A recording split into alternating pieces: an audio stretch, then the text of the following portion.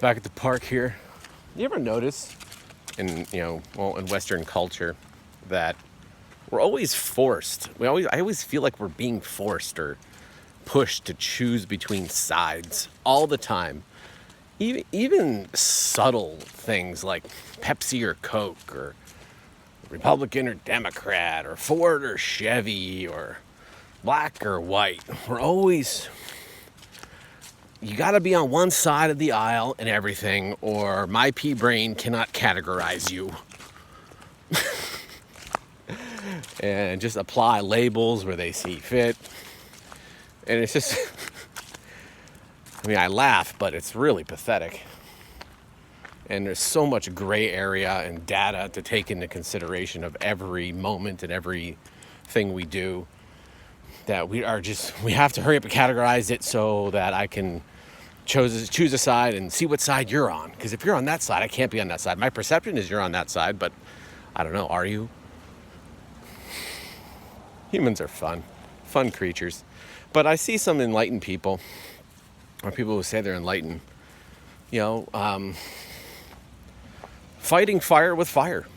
And I don't know any firefighters that show up to a fire who are rescuers and who are helpers and healers showing up, putting fire on another fire. What happens? Well, the fire gets bigger.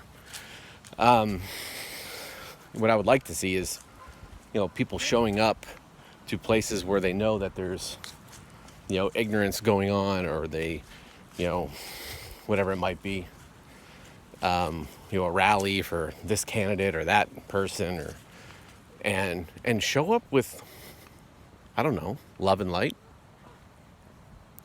silence, holding hands, not saying a thing, but being present, shifting the energy of that forum, that all that negativity and hostility gets transmuted with your presence, without saying a single foul word, without throwing a punch, without having animosity. Martin Luther King never threw a punch, never did anything to hurt anybody, showed up, changed the world, not changed his state, his country, changed the world, and never, he got hostile, but he got really passionate, of course, and I understand there's a fine line there too, but never did he, have any kind of violence or animosity, towards the people he was against, or felt the injustices were being done. And I don't know, I think that's just the protocol for that process is Dr. King.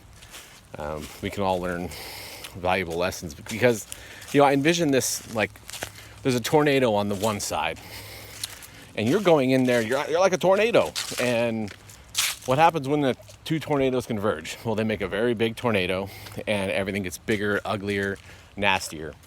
So if you're like this titanium built lighthouse in the middle of this cornfield, okay, let's just use our imagination, and you got 50 pillars there, which are your friends, and they are in the same energetic realm as you are, with good intentions, this and that, and you see that tornado coming at you, and you are steadfast, you are anchored to the earth, you are connected with like-minded people, and you are these titanium pillars. When that tornado gets to you, what happens? The energy disperses. The tornado cannot thrive because it's looking for a supply.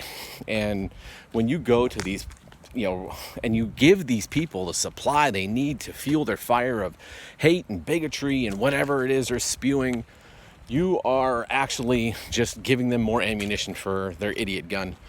And that's just my opinion. That's just how I feel.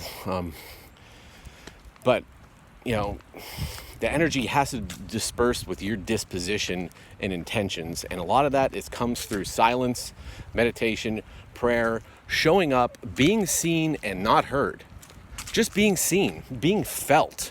There is an amazing reaction to human physiology when people are there just standing and holding hands and being present with each other for a cause, a like-minded cause, and not saying a dang thing. So that's just what I wanted to say was on my mind. I feel a lot of stuff going on in the collective, and I just feel that there's better protocols for stuff like this, and it's not becoming the person you most despise by using their tactics. That's what it is. So, love and light.